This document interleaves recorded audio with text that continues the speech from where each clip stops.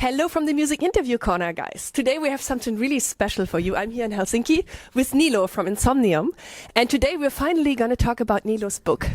Because we've been talking about it since, I think, summer of 2022. And now it's finally out on the 28th, right? Yeah, thank you very much for having me here.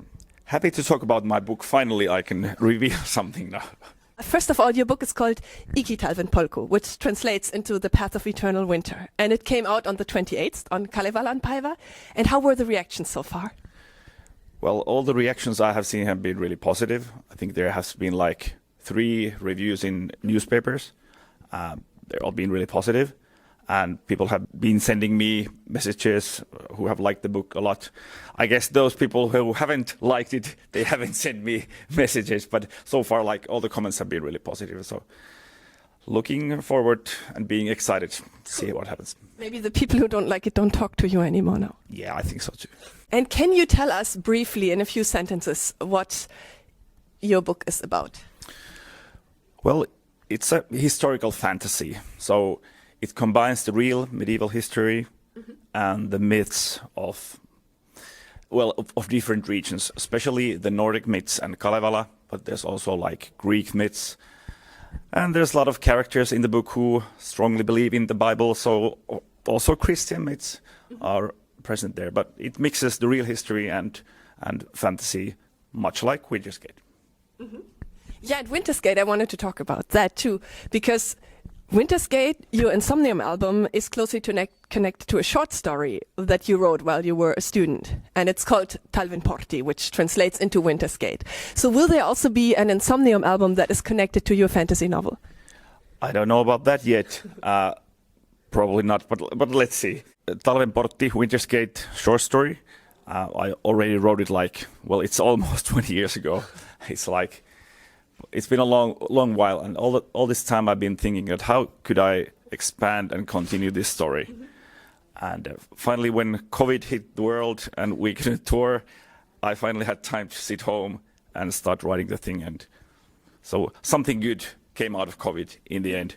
And what is the overall inspiration for Ikitalven POLKU?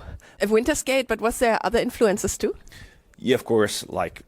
Everything I have read since I was a kid, starting from Tolkien, of course, which I found when I was 7 years old, and got into fantasy literature and wanted to write myself right away at a very early age.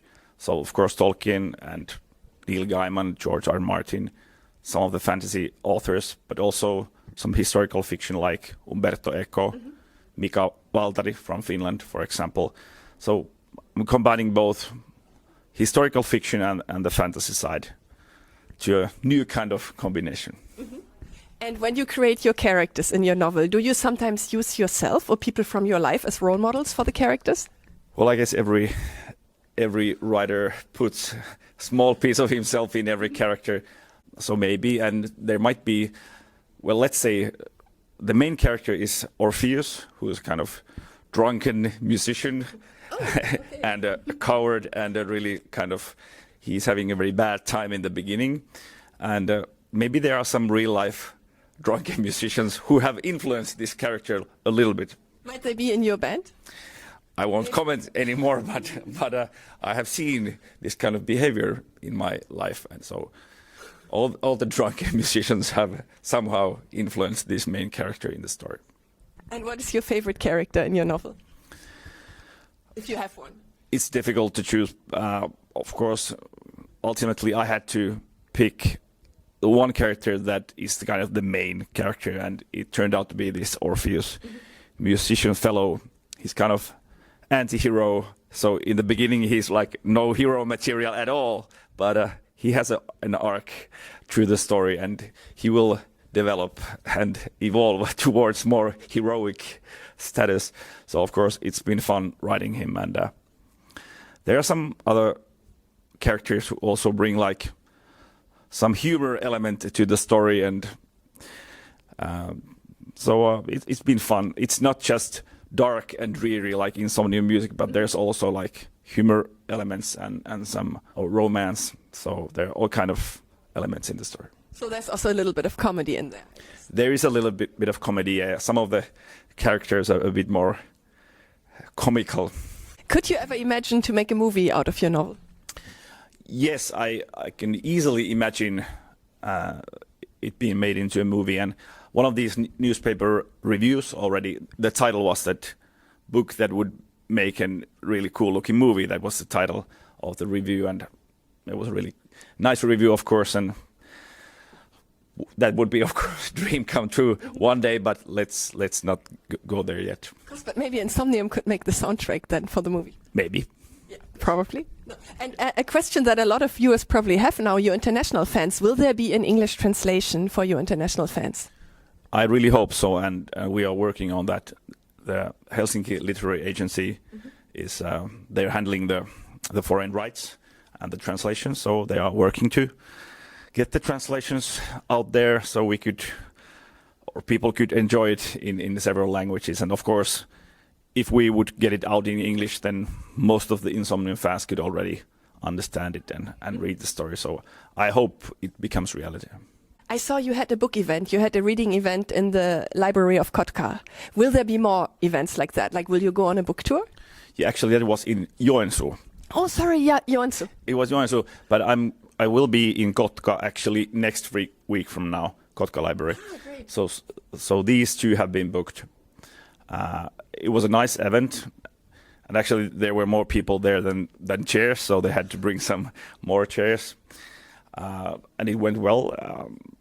Of course, I will do these if libraries ask me to come and if it's my schedule. So it's a cool thing. Because I think Bruce Dickinson did that. He went on a reading tour with his book in music venues. Maybe, I don't know, maybe people want to have that too with you, especially when the English version comes out. Yeah, let's see. Well, I'm not yet Bruce Dickinson, but I can do these library events in Finland at least, and they're real cool. And what is for you the biggest difference between writing a fantasy novel and writing lyrics for Insomnium?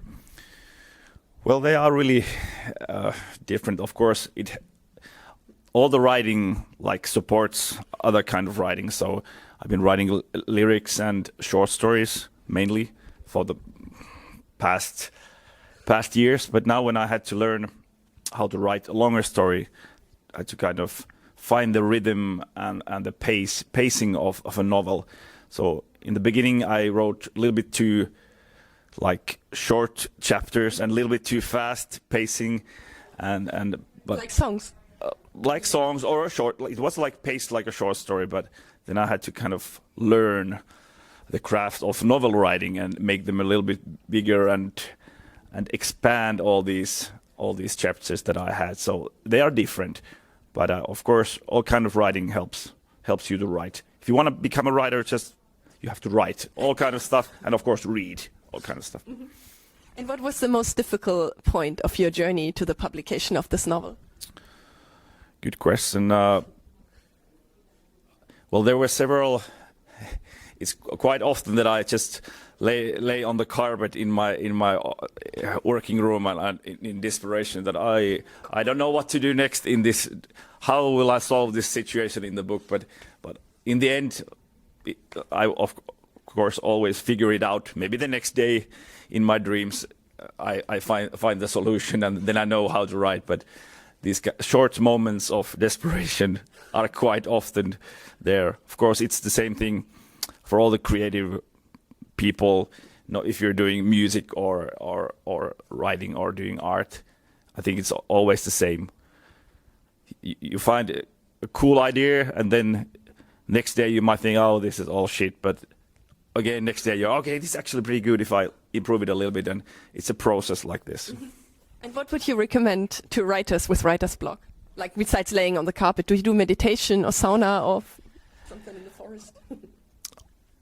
It's a good question, but I think just give it some time. Like, if you've already been thinking about it many hours on a day, just give yourself a rest and try not to think it at all during the evening. Do something else, like try to reset your brains a little bit, and usually the next morning you will find a solution.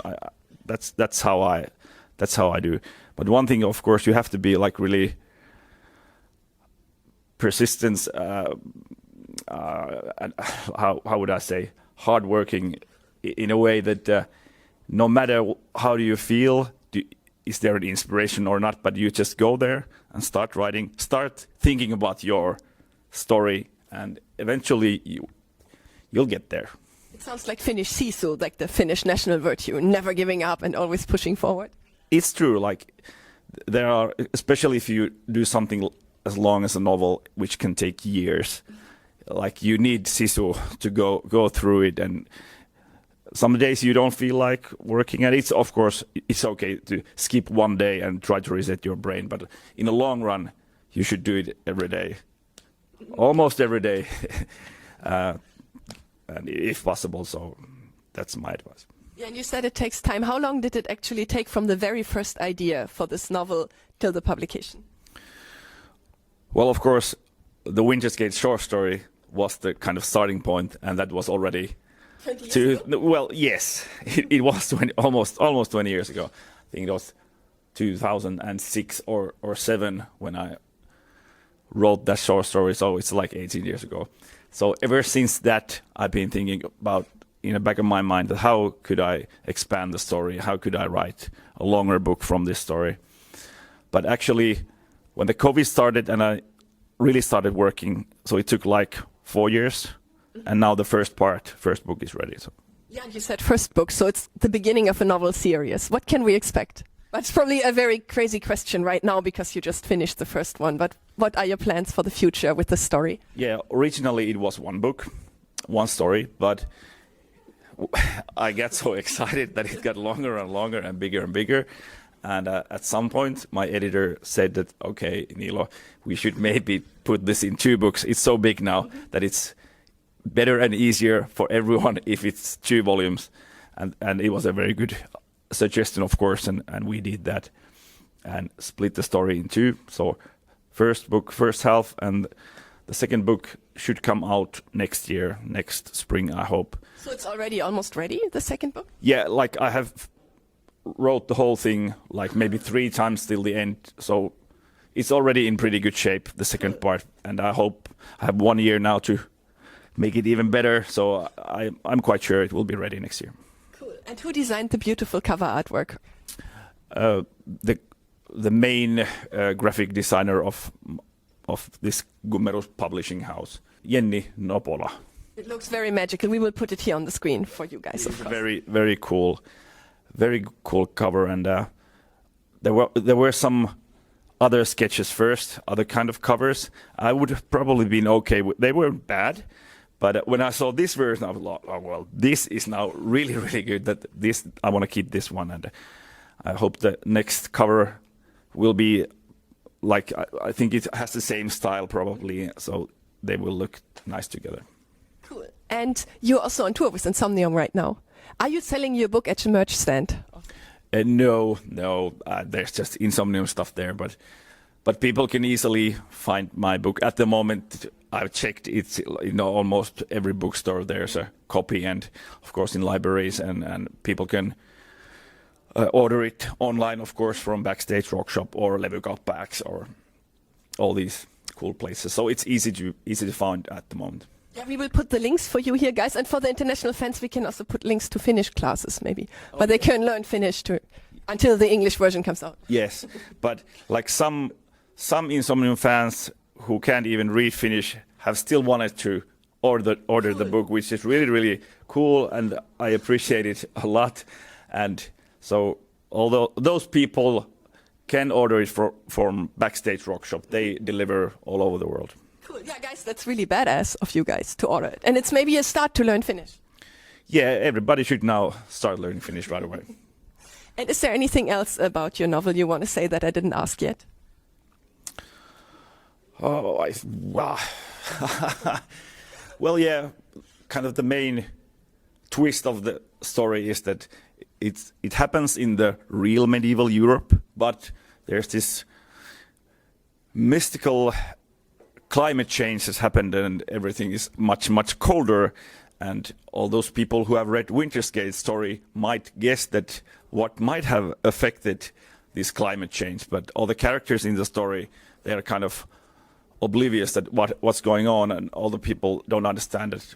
Why is this horrible winter upon us? And that's one part of the story that the characters are trying to find out what has actually happened and can the world be fixed again back to normal. So Sounds super exciting. Yeah, then again, thank you so much for the interview and congratulations on your book, NIILO. thank you for having me. And goodbye from the Music Interview Corner.